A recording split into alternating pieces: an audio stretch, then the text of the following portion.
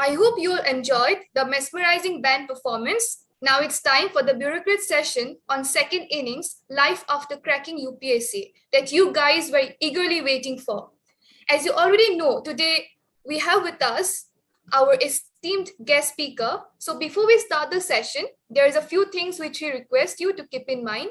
Number one, kindly keep your mics off and cameras are optional, but we would request everyone to turn on the cameras as the speaker would arrive. Kindly show respect towards your fellow attendees. We would not tolerate any form of disturbances from the audience side. Please don't keep asking questions mid-session and only start asking them when the frequently asked questions segment begins. Kindly cooperate in the successful conduct of this session so that we can have a healthy webinar. With bad laws and good civil servants, it's still possible to govern. But with bad civil servants, even the best laws can't help. Bureaucracy, a term which impacts or rather metamorphoses our life on a daily basis, it is an embodiment of the virtues of honesty, hard work, and perseverance. As the quotation above adequately implies, bureaucracy is the torchbearer of harmonious social life which leads us to the path of peace and stability. Preparing for civil service exam is one of the most enriching journeys that anyone can embark on. A person who has dived into this will never be the same again. This journey is so unique that at the end of it, knowledge gained not only influences the intellectual capacity of an aspirant positively, but also makes the aspirant stand apart from the crowd. As they say, the one who tries to extinguishes the fire sometimes gets their hands burned out. In the same manner, the civil services require sacrifices of innumerable things. This motto has been appropriately ingrained by the civil servants of our country. Hence, on this note, I, Lopamudra Kashyap, feel immensely proud and jubilant to introduce Mr. Manuj Jindal, sir, who secured the prestigious All India Rank 53 in the UPSC examination 2017 while being the sub-divisional magistrate of naxalite Erapalli district, where his groundbreaking work to empower tribal population with community forest rights made headlines as he defied the threatening presence of the red guerrillas in a region where government officers rarely dare to go. His relentless toil helped the two subdivisions set a nationwide benchmark, thus crafting his own unique niche. Currently, he's serving as CEO, Zilha Parishad, Jalna. With this, on behalf of Ramjas UPSC Wing, I feel privileged to extend warm welcome to our esteemed guest speaker, Mr. Manuj Jindal, sir. So without any further ado, let's get started. Over to you, sir. All right. Thank you, Lopamudra. Thank you so much for this wonderful introduction. And I hope all of you can hear me. Yeah, you're audible. All right, great. I am actually on the way back from a function. I had informed the college organizing committee that I will be a little bit late about my, I could not be there at 2 p.m. So I'm getting back from that particular event. I'm getting back to home, so there might be some lag or something because of the journey. It's only a 5-10 minute journey. So once I reach home, I think it'll be better. But I wanted to join in and start of this because I think you guys had been waiting for a little bit. So the topic that has been given to me today is life after cracking UPSC. So I will stick to that. Maybe for 5 minutes about life before UPSC, so that you guys get an idea about what my background is and how I cracked UPSC. And then I will go ahead and dive into maybe 10 minutes or 15 minutes of my personal experiences, my professional experiences as a civil servant, as an IAS officer, working in the state of Maharashtra, which is my cadre. So to start with, my UPSC journey is not a journey of many people. Actually, I was working in the US and I was very comfortably working in the US. I was making good amount of money. I was working as an investment banker in Barclays Capital, which is one of the top firms. And I was hired right out of college to join there. So it was a very prestigious thing. Not only, it was not prestige, but more of a personal satisfaction that I was able to achieve that. And that happened from a lot of hard work, obviously, because whatever happens in your life does not happen overnight. I think everything, there is a culmination of all the events in your life eventually leads to you getting things that you want. So I think years of hard work and years of kind of not only studying hard but also trying to develop as a person eventually landed up me working in New York, and that was a very memorable experience for me. And during that time, after I had finished about 3 years when I was working in New York, I felt that I was not just entirely satisfied with the work experience that I was getting there. By satisfied, I mean the money was fine, but there was some sense of purpose that was lacking in what I was doing. It was not something I would come back home and I would feel content about. And I think a lot of students, you guys who are right now in college, you might also feel the similar way about what you are doing today. You might be even confused about whether you want to do civil services or not. Some of you might not be sure. Some of you might be pushed by your parents. Some of you, there might be family pressure.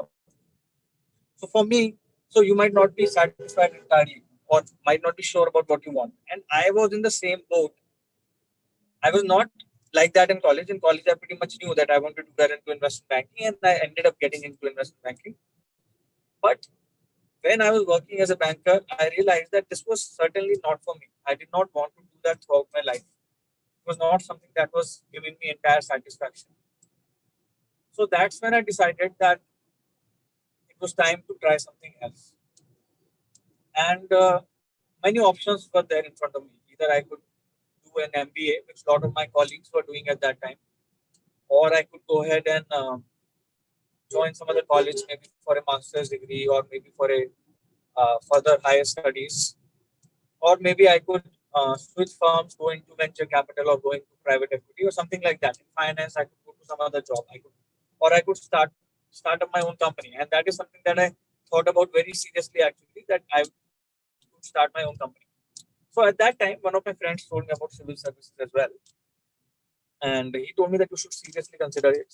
It's a very interesting career, and you could get a lot of exposure, which might actually end up satisfying you as a person, because you will do very incredible. You can do very interesting work, very incredible work in the public domain. So I looked into the profile of civil services. There were some civil servants that went to my school, one or two of them, not many. So I got in touch with them, and eventually, in fact, my brother was also appearing. My younger brother was appearing for civil services at that time, and he told me that why don't you, he helped me out actually. He told me about the syllabus, etc. So I ended up coming back to India and then applying for civil services exam. And that was very good for me because I was in a very comfortable, cushy job. And my parents were also not very sure about my decision. They supported me, but they were not very happy about it because for anyone, just imagine if you are in a comfortable job, if you want to leave it, of course, your parents will not be very happy about it. So it was not a path that was very often taken by people like me in investment bank or in any other jobs like that, especially living in foreign countries. But now, after joining the civil services, I feel that it was a very good decision because I am certainly getting the experience of a lifetime as a civil servant, which I will tell you about as I go forward in this lecture.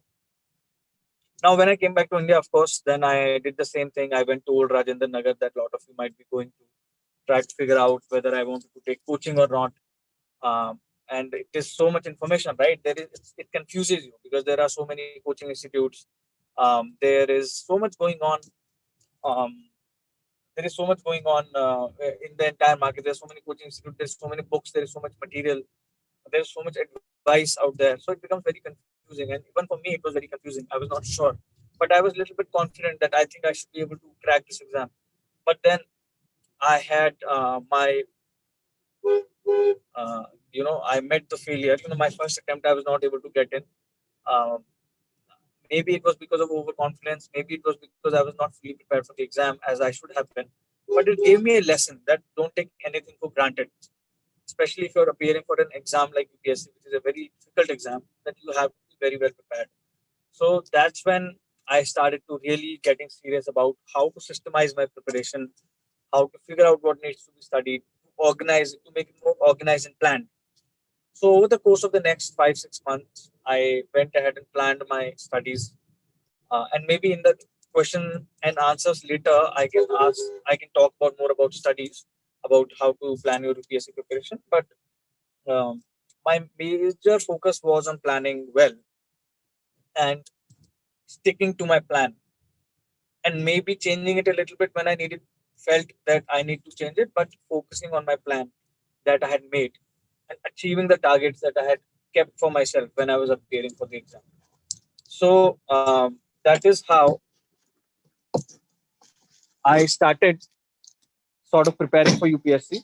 And that is how I started preparing for UPSC. That is how I planned for it. And eventually, I ended up clearing the exam in.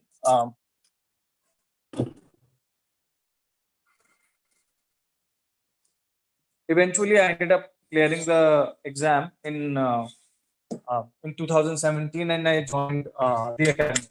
And then I was allocated the cadre. I was allocated Maharashtra cadre. Uh, and according to my rank sector, that you all are aware how the cadres get allocated. So once I was allocated the cadre, I joined. First of all, you of course join the. We have to join Labasana and foundation course is there. And then after the foundation course, we have the first phase. We call phase one. After that, there is phase two. And between phase one and phase two, there is district training. So there are 4 parts of training. Basically, if you might not be sure about it, I will just tell you about it. Foundation, all the different services together come to foundation in IAS. All these different services, they come together in the foundation. And it is held in Labasana, Mussoorie. And after the foundation is over, this is about 3 months, then the phase one is held. And phase one, before phase one, the before phase one, there is a break of around 1 week. So you come back to academy, and all other services leave and they join their respective academies. So the police service will go to police academy, etc.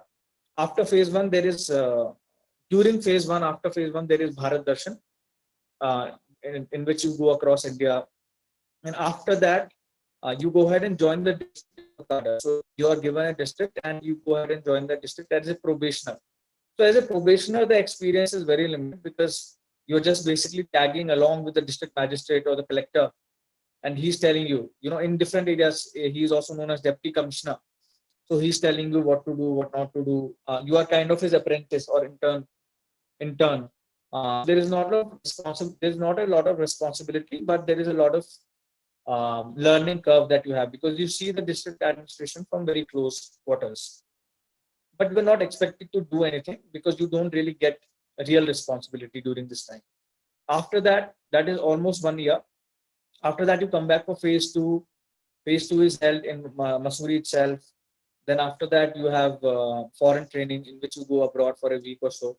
And then you come back and then you are allocated your district and you go to district. Now, recently, the government of India also started this program where for 3 months we are posted in the central government as assistant secretaries. So that's a very good program because you to the central government. For 3 months, you are posted in the central government in one of the ministries and you work there. So after that, basically after that, you go to the district. So my district posting was done in Bhamragarh, which is one of the most backward areas of India. From backward in the sense economically backward and development. The amount of development that has taken place there is not that much because it has been an Naxal area historically, and also because it is home to one of the most vulnerable tribal groups, which is known as the Madia group, PVTG. It is known as particularly vulnerable tribal group, PVTG. And this tribe is known as the Madia tribe. It is one of the 3 PVTG tribes in Maharashtra. So that area entirely is the home to that particular tribe. So I was there for a period of about 1.5 years. And I will tell you, this was one of the most exciting, one of the most challenging one of the most interesting time period in my life. I not only learned a lot, but I also got a lot of exposure, made a lot of great friends, and was able to really see another face of India from the very grassroots level, which earlier I had never been exposed to. Because I am a kind of a person who has always grown up in cities and not in rural areas. So I was posted there as SDM, subdivision magistrate, which is usually the first posting. In Bhara, along with subdivision magistrate, the project officer, which is the kind of the main person who deals with the entire tribal development in that area. So I was posted there as PO, project officer, and SDM, subdivision magistrate of Erapalli and Bhamragad area. So if you look up in the map, if you guys Google it and look up into the map, it is one of the most backward, one of the most kind of segregated areas of India. It's right in the center of India, and it is on the border of Chhattisgarh, entirely forested, deep, thick forests. It is there are 3 or 4 rivers that go through that area, so it's an entirely flood-prone area. It has never had much government presence because of naxal presence and because it's so hard to get to. It's so basically it is so the landscape is such.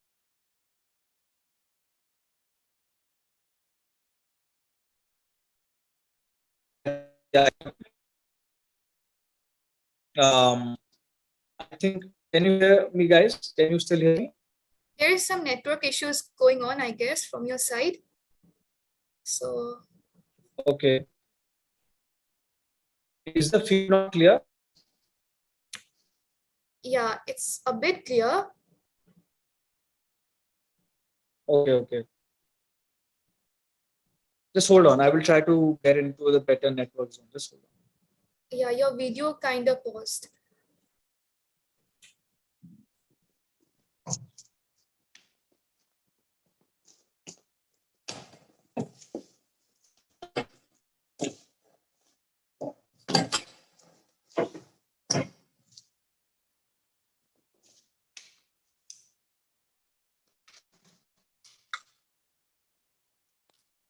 Is it better now?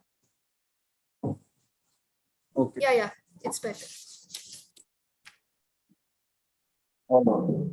So I was posted in Bhamragad, and after that, once I joined, on my first day in my drive, the person who actually drove me from the airport, Nagpur airport, to Gadchiroli, to Bhamragad, he told me that, sir, in this area, the Naxals kill you with bullets, and then they actually cut you with a spear, and that was sort of very shocking, because of course I did not want to be in an area where I would be having such life threat or anything. But once I was posted there, once I got there, once I started getting settled there, it was an extremely amazing experience because of the kind of things that I was able to do for the tribal communities. So like lot of you have heard about it already, and if you Google it, you might also see some results. The first thing that I really started working on when I got to Dhamragad was forest rights, community forest rights and individual forest rights, because that is something that a lot of these communities have not been granted for a long time. In 2006, the Forest Rights Act came into being, but it was not until recently that it was implemented properly in Bhamragad. It has been 15-16 years, but even after that, such a long time, this act had not been implemented properly in Bhamragad.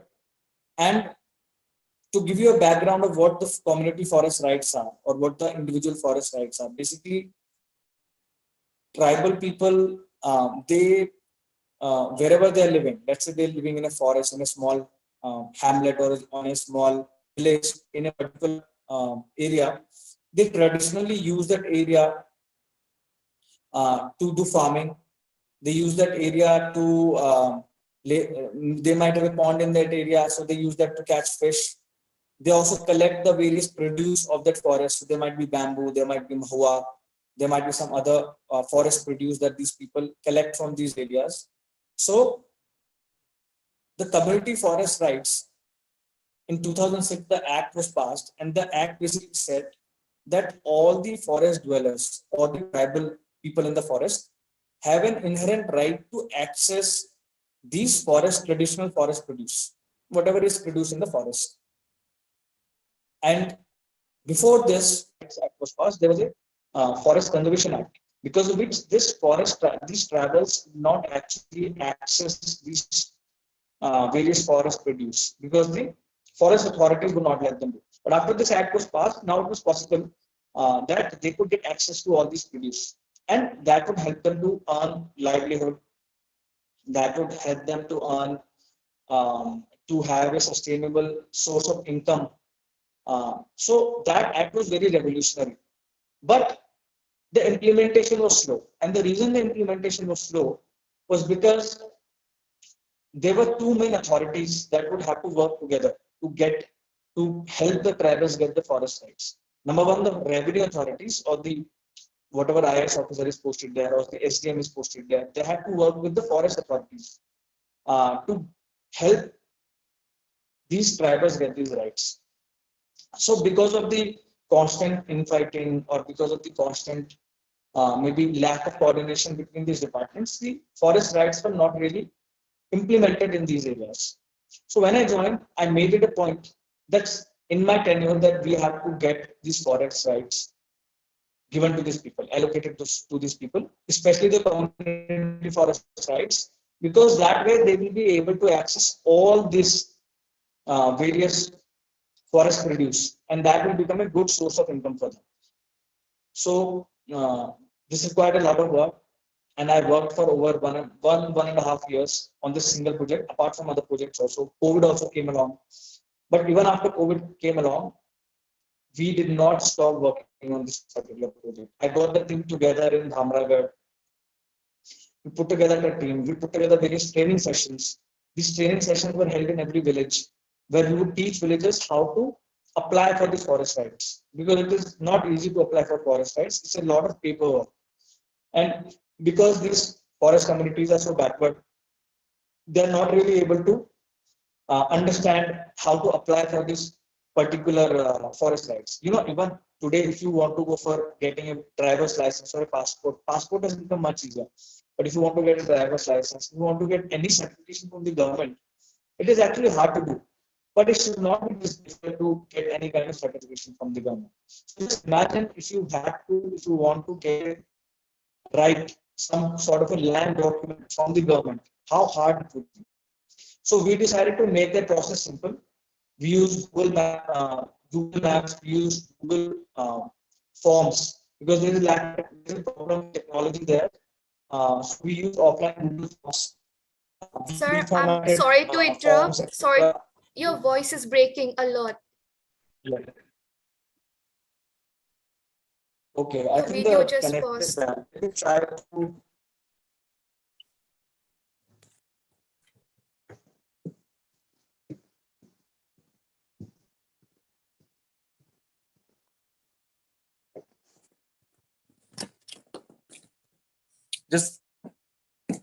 Just give me a second. I'm trying to get back into the network area.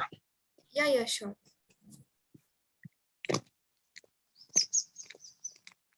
Is it better now? Your audio is audible. Yeah. All right. Audio is audible, but video, yeah, I have just switched off the video. Is it better now?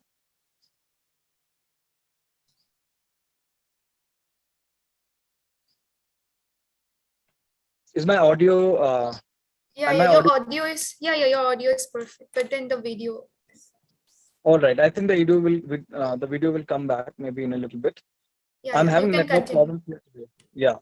So yeah, we were talking about community forest rights. So so what we did was we basically focused on three things. Number one was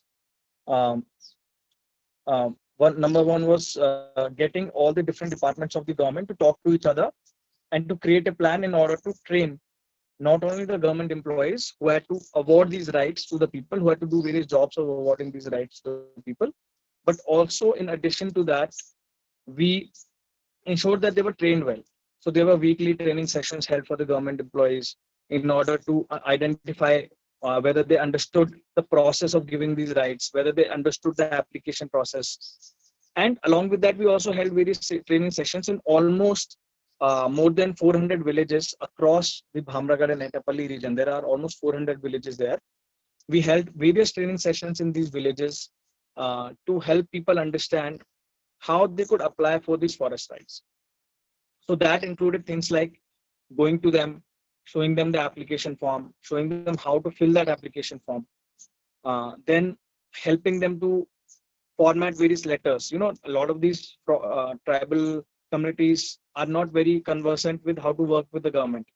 So telling them how they could write letter to the government authorities in order to get their application approved, to move their application through.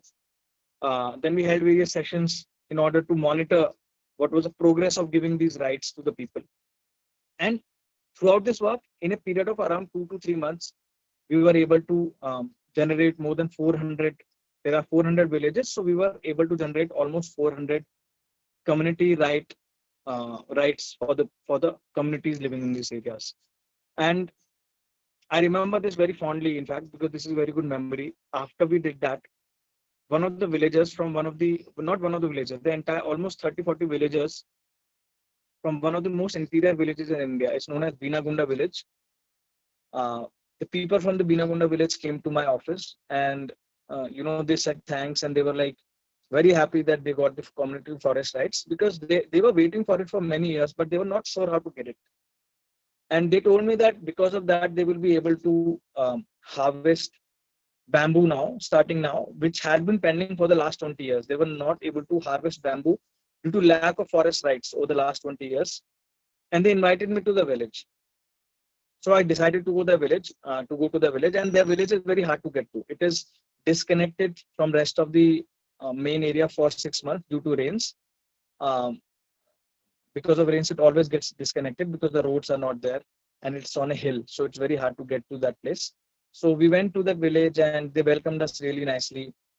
And that year, they told me that they were able to harvest almost 50 lakhs worth of bamboo. And just imagine, for a population of like 200 people, they were able to harvest almost 50 lakh rupees of bamboo, which was a huge deal for them, because they now got a permanent source of income they could use for themselves for years to come. And of course, the work doesn't stop there.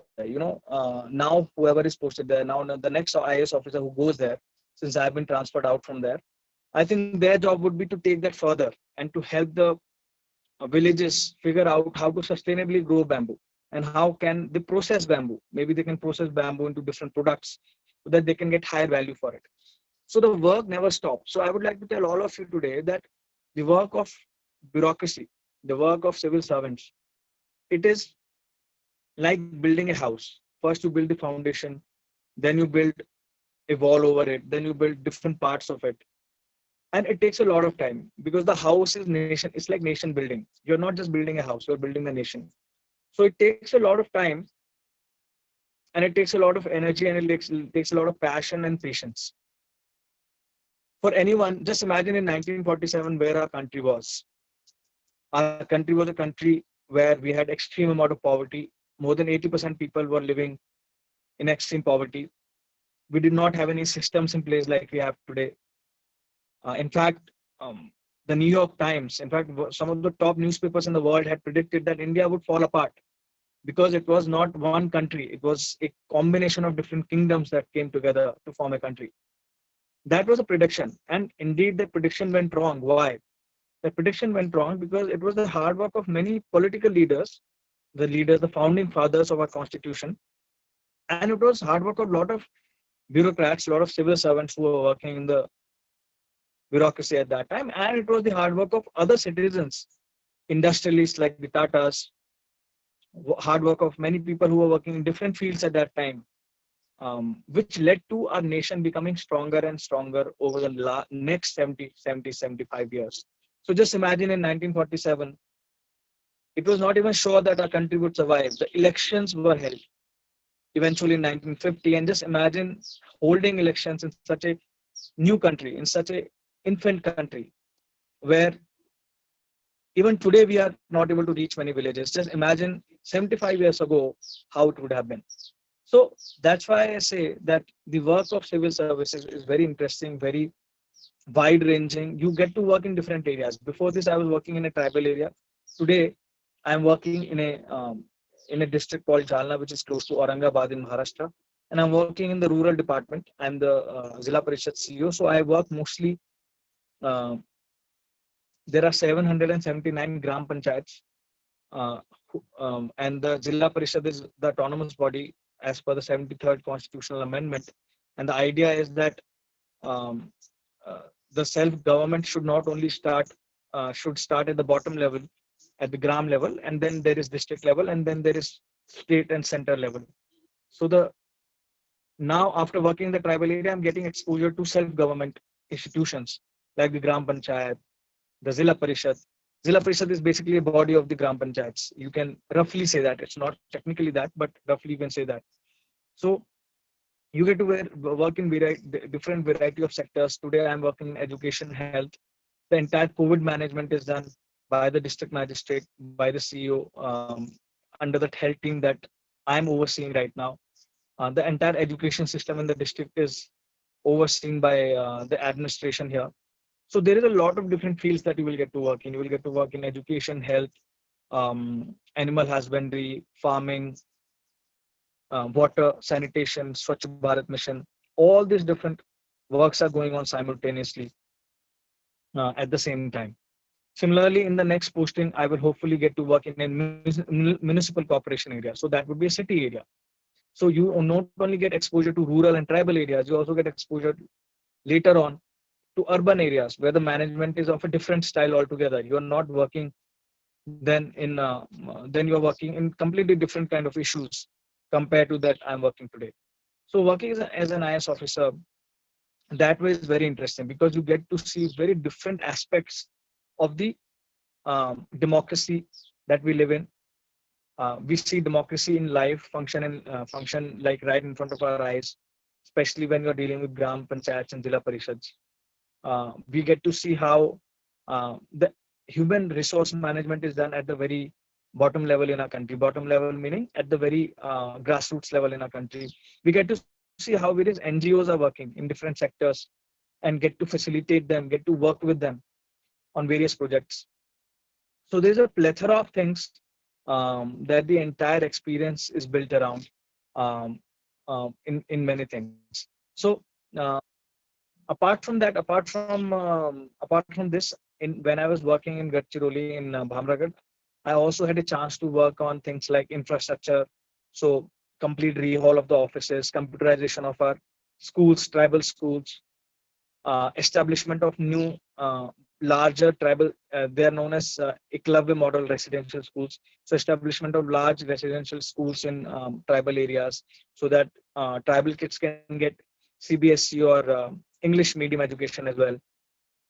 So these are the various projects I also worked in, and they're ongoing projects, obviously. Apart from that, I also worked one of the projects that was very close to my heart was I worked on a documentary about these PVTGs, about these tribes, and it is the first documentation of these tribes ever. And that right now that is not publicly available, that documentary, but soon I will be posting it. So you guys, if you're interested, you can take a look at it. It's a 30-40 minute long documentary. Right now it has entered into various film festivals. So once it is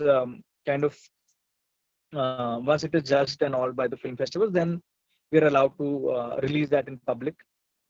Apart from that, I also had a chance to work on a training institute for tribal children for bamboo training, for bamboo art and craft, for Dokra art and craft.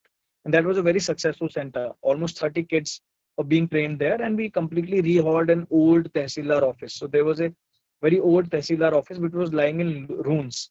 And if it was not taken care of, it would basically be spoiled by 1 or 2 years.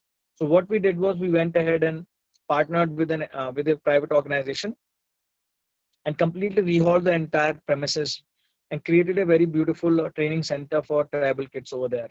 Um, and because of COVID, unfortunately, we had to close the center for a while. But now I think it will be open again, where tribal kids can come. They would get a stipend of 6,000 rupees per month. They would get free boarding, free lodging, free food, and the only thing they had to do is just focus on training how to learn bamboo art and crafts and dokra art and crafts. So that was a very successful venture, and I think uh, the kind of satisfaction you get from working in that areas, working in those kind of areas, is very immense. Um, I think that has been my experience so far. There are a lot of stories that come to my mind, and I could probably tell you those stories, but that would take an entire day. There are a lot of stories on the field when we visit various villages, the kind of people we meet. I met a Madia tribal who had met Indira Gandhi back in the day. So he was a very old person in the in the in the village, and so what happened was the tribals were not very open to taking the vaccination. Once the vaccination had started in April, I was still posted there, and the problem we were facing was the tribals were refusing to take vaccination because of various um, superstitions and misinformation that was attached with vaccination. I think you might be aware about that. People were thinking that there was too many side effects, and people, even in the tribal areas, people were thinking that you could die because of the vaccination. It was a government conspiracy to start vaccinations in the tribal regions. So we created a vaccination mission vaccination plan in Bhamragarh, and I myself visited many interior villages. My entire team will visited many interior villages. The entire health team visited various interior villages, and we were personally going and actually trying to convince the tribals that it is important to take the vaccine and why should they take the vaccine. And that is an interesting time that when I interacted with this particular fellow who met Indira Gandhi, and someone told me in the village that if he gets convinced, because he's the senior most of the village, then everyone will take the vaccine. So my task now was to convince him because he is the one who mattered. So I sat down with him. I had lunch with him. They are very, very hospitable. They provided us lunch, and uh, we talked about various things. About I asked him about what was his meeting like with Indira Gandhi, and after that he opened up, and then he started sharing various things like why he did not want to take the vaccination. That the first thing he told me was, it was very funny. I feel that he was already 80 plus, so he was telling me that I don't have many years to live, so it doesn't matter whether I take vaccination or not. So I told him that, look, it is not only about you, it is also about your family, it is also about your entire village. That you might already be 80 plus, but a lot of children in your village, a lot of youth in your village, there are a lot of people in 30s, 40s who need vaccination, because once it gets to that area, it will be very hard to treat them because of lack of health facilities. So slowly over a period of time, we also made some video messaging for them. So what we did was we talked to some prominent leaders of their tribe, and we made small clips, small video clips, and we showed it to them in the village. So this was a information, education, communication program that we devised, and it worked really well. This IEC program worked really well because literally in a period of 1.5 2 hours, we were able to convince them, and the entire village. Next day, we held the vaccination session, and the entire village took the vaccination the next day. um, and we had 100% coverage of vaccination over there. Similarly, in other villages, see, once the rhetoric, once the kind of impression people have or the understanding people have about a certain thing in these small villages, in these small community changes, then other villages also start adopting, because the word spreads very fast in these areas. So once people in Binagunda took the vaccination, once people in Fodewara and other such interior villages took the vaccination, then people in other villages also started taking the vaccination, because then there was no reason for them not to take vaccination. So like this, we campaigned for almost 2 months, going village to village, convincing people, hearing them out, hearing their doubts. In some cases, they had some demands like we want uh, something, we want a connection of water, let's say their hand pump was not working for years. So they complained to us about it. We got it fixed. So like this, there was all kinds of negotiation and all kinds of convincing them. And in 2 months, we were able to convince most of them. And at that time, only 45 plus people could take vaccination. So we were able to convince and vaccinate almost 80% of the people above 45 years of age at that time, to get vaccination, which was a huge achievement for us, because that was unique. Even within Gadchiroli district, it was the only area where the vaccination rates were so high. So eventually, the team there continues the work. I was transferred out. They continue their hard work of vaccinating people. Since I have come in Jalna, my focus has been also here in this new district has been vaccination, and we have launched vaccination programs in these areas, very unique vaccination programs. And just in the last 1 week, we have vaccinated more than 2 lakh people. So this is a district of 16 lakh people, and we have vaccinated more than 2 lakh people in just last 1 week. So like this, many programs. As an IAS officer, as a civil servant, you will get to work in many different areas, and you will get to experience a lot of different things. I think I will end my kind of the things I wanted to share with you all about my experiences in the civil services. If you guys have any questions, if you guys want to discuss anything, I think we can open the floor for that. Thank you, sir. It was great hearing from you. So before you answer the questions of the chat box, I have a question for you.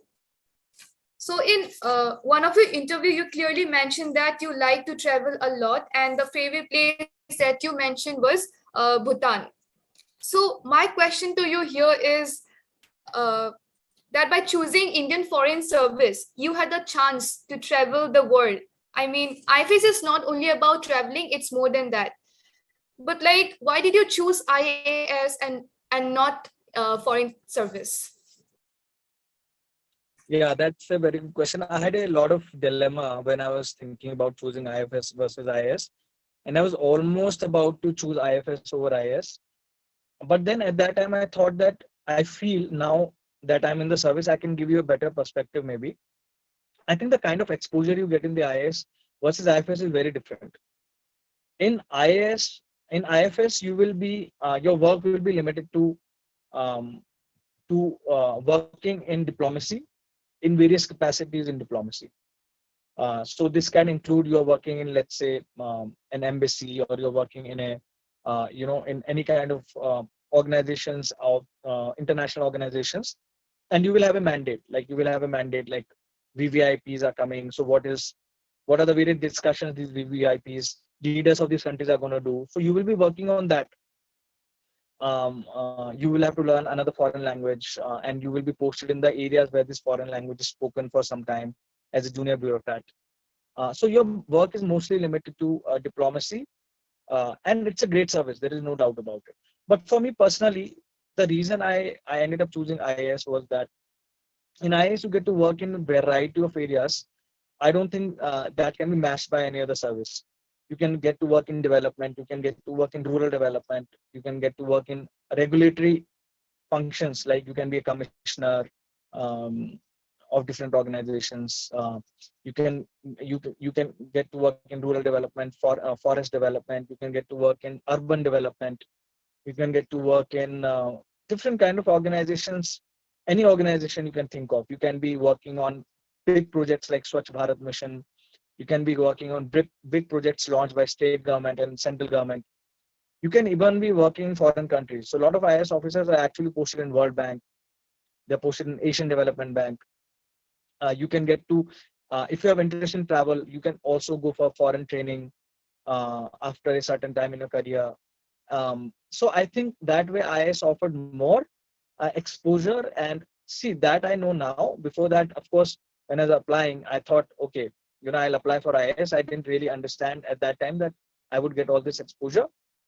Um, Quality of life is definitely, IFS is better because you're living in a foreign country. You're getting best facilities. In IAS, you are also getting very good facilities, but you are living in India, so the quality of life is different. And also, it's more hectic here in India, working in India. So that way it's different. So I decided not really on a scientific or a, I did not know much, to be honest. I just decided to go with the IAS, even though I was in a dilemma. But now I think about it, I think the exposure is much broader in the Indian administrative service compared to the foreign service. But that being said, I think foreign service is an incredible service. And if some of you are interested in learning different languages, if you are interested in diplomacy as a career, then I think you can opt for the Indian foreign service. Thank you, sir. Like now I have my second question. Uh, Suppose a person is attempting UPSC for like the third or for like the fourth time, and even after that, he or she couldn't clear it, and it would be really frustrating for that person. So, in that situation, what should he or she do? Like, should that person look for another job, or should he continue with his dream of becoming a civil servant and continue with his preparation again? But the twist here is that the person is not financially stable. So, what would be your practical advice? Yeah, that's a very good question. I think number one, if the person is not financially stable, see, um, first of all, I would like to say that you have to be a good judge about your own abilities. It is very important to know where you, in how much water you're standing.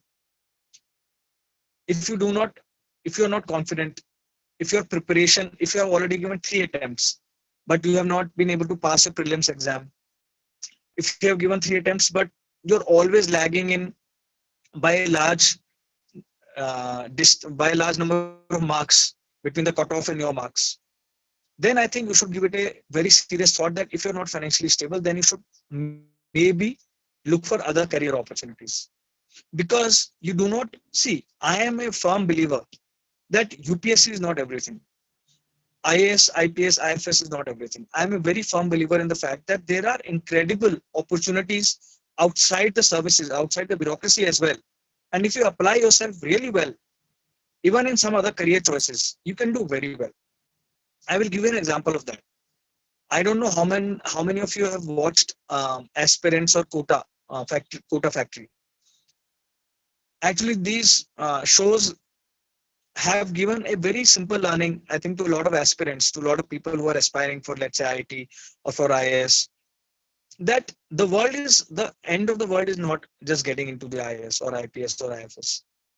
If you are meant for something else, if you are someone who can, who has for some reason not been able to make into the exam because of you have given 2-3 attempts, but somehow you're not able to get it. Somehow you're not able to clear the exam.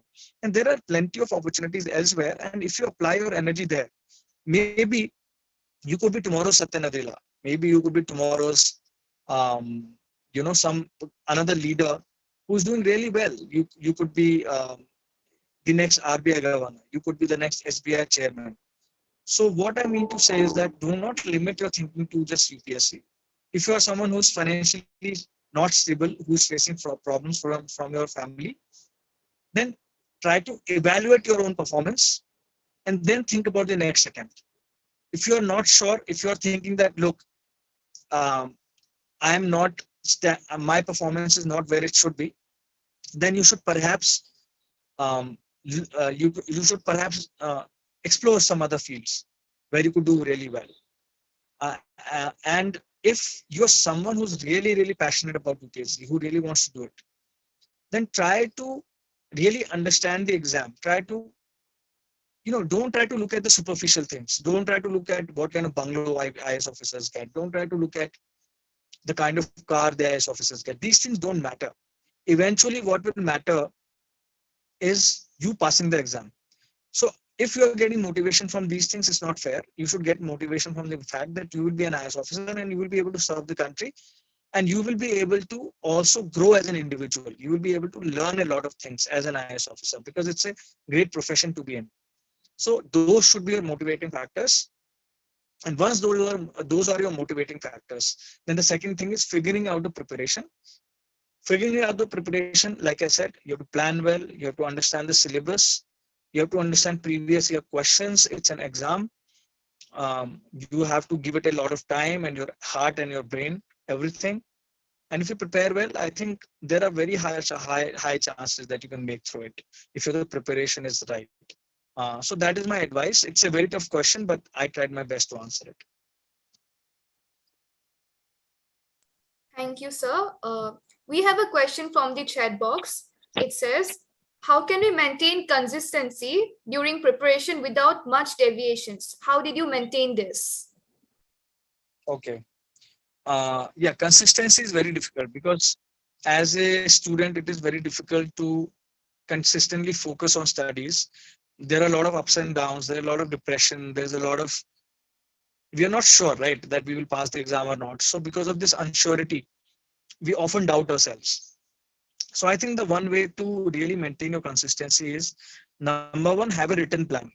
Once you have a written plan of every day, then do not rest yourself unless you finish that plan. So let's say you have made a plan that you will wake up at 7 a.m. in the morning and you will finish studying by 7 p.m. or let's say 5 p.m. in the evening, 7 p.m., 5 p.m., 9 p.m., whatever time you decide. And beach you will take these breaks. You will take a break of 1 hour, 2 hours, 3 hours during the time. So unless you execute the entire plan, don't put your mind to rest. Morning, let's say you have a 2 hour session. You want to study from 7 a.m. to 9 a.m. and then you will have breakfast. So for those 2 hours, you think about only finishing that plan that you made. Then you go ahead and get your breakfast. So make small targets, make small goals that you want to achieve during the day. Similarly, make small goals that you want to achieve during the week.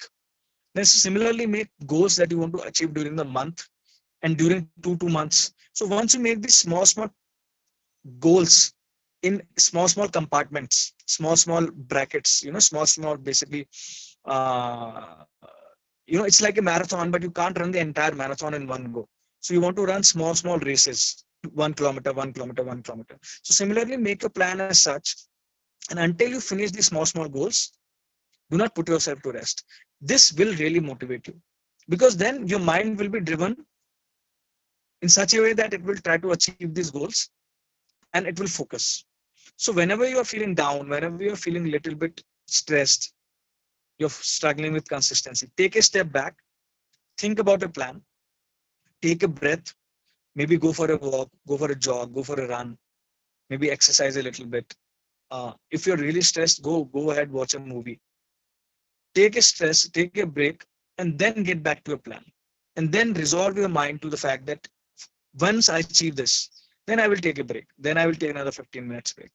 So your mind will really get trained and conditioned accordingly to achieve those small goals, and then it will become really easy for you to study. So that is how I used to do it, and hopefully for some of you that can work. Thank you, sir. Uh, the next question is, we all know that how crucial the entire journey of UPSC is, but what did you expect from this journey and how does it help us to become a better person? Yeah, that's a very good question. Very good question. That, see, UPSC journey is a very tough journey. अच्छे सिकंदर भी इसमें fail हो जाते हैं कई बार. मतलब what I mean to say is that even the most smart people sometimes find hard to crack UPSC. So UPSC really breaks your ego. It really teaches you to be a better person, especially if you don't qualify in your first attempt. So the way it helped me to become a better person, and even in my batch, I've seen a lot of people, was becoming more humble. It helps you get a better understanding of things because you study so much that you know something about everything. You'll know some history, you'll know some economics, you will know some geography. So you will become a better informed person. That is for sure. Apart from that, you also learn how to deal with stress. You learn how to deal with challenges in your life. You learn how to deal with public and peer pressure. See, a lot of you will face a lot of peer pressure, a lot of family pressure, a lot of pressure from your relatives. And my golden rule in life is never give them any tension that is not needed, because it is all about you. See, often we get an example, people give the example of the race of the rabbit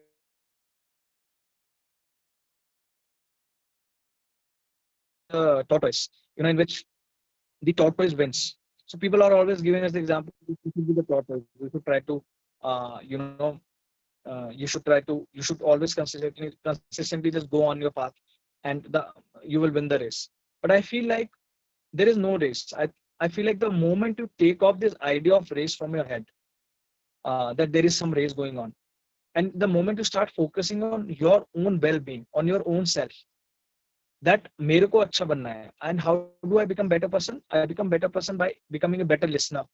I become a better person by becoming a person who likes to learn about new things. I become a person who has an open mind to hearing different things. I become a better person by being nice to others, regardless of what kind of position I'm in. So the race really is not against anyone else. If you want to be a tortoise, just be the tortoise who's going on his or her own journey. So it is all about your own journey. It is all about shaping your own journey. So if you look at it that way, if you forget about what others think, if you forget about how people will judge you, what others will think of you, then you will become a much better person. And that is what I really want you to kind of, if you want to take away anything from this today's session, just take away that I will not care about what anyone else has to say. I will just focus on myself, and I will just try to do my best. And that will make you a better person. And that's what UPSC does to you. Thank you, sir. As we are running out of time, we'll be asking the last question. So the last question is from Riti. Every young UPSC enthusiast have a professional achievement that they'll think they'll fulfill when they become a civil servant. So how really a civil servant actually be able to fulfill their professional goal as it sidelines their own commitments? Okay. Yeah, no, see, civil services is a very hectic job. You will be working very hard from the outside, from the Instagram post, from the YouTube post. It looks very nice and very, all the glamour is there. But to be honest, it's a very difficult job. By difficult, I mean it's a you have a lot of responsibility because you are a public person and everyone knows you.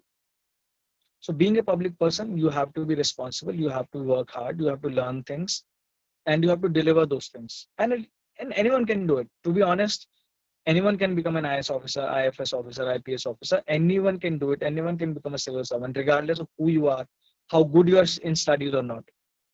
If you start working hard from today, you can do it. So that being said, I think as far as your personal life is concerned, your own commitments are concerned, it is all taken care of.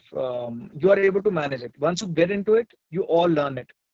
Even I learned it. When I went to Bhutan, what I really learned from Bhutan was that they give a lot of value to their family structure. They're very happy people, and one of the reasons for their happiness is because their families are very tightly knit. The friend circle is very tightly knit. They have a very beautiful way how they interact with each other and how very kind of freely, easygoing people. So I think that thing I learned even for myself as a professional, as an IS professional right now, as a civil servant, that regardless of how hard my work is, I have to be an easygoing person. I have to interact with everyone. I have to give time to my family, which I try to do as much as possible, and it is fine. I'm able to.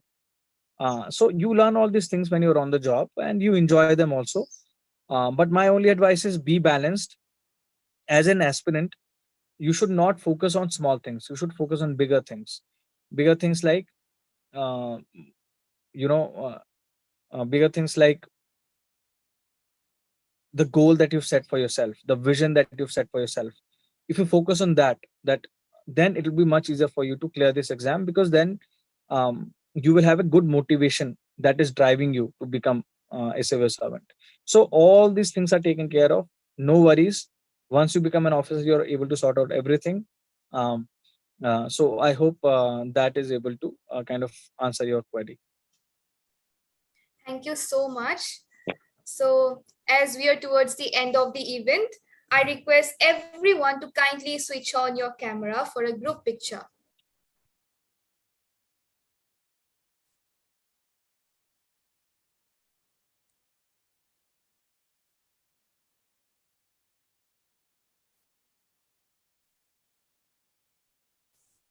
It's done. Thank you. So I would like to present a vote of thanks to all the participants for showing enthusiasm towards our event and making it more vibrant and colorful. I would also like to present my heartfelt gratitude towards Dr. Manuj Jindal sir for marking the presence in our first ever endeavor. Your presence will work as an embellishment for our wing. So we are very lucky and fortunate that we are getting the opportunity to attend this session today. Thank you, sir, for being with us today and making this session a huge success. The session is officially over. So the next event we have is at 4 p.m. today. So be right back. Thank you, everyone, for joining. Thank you so much. Thank you.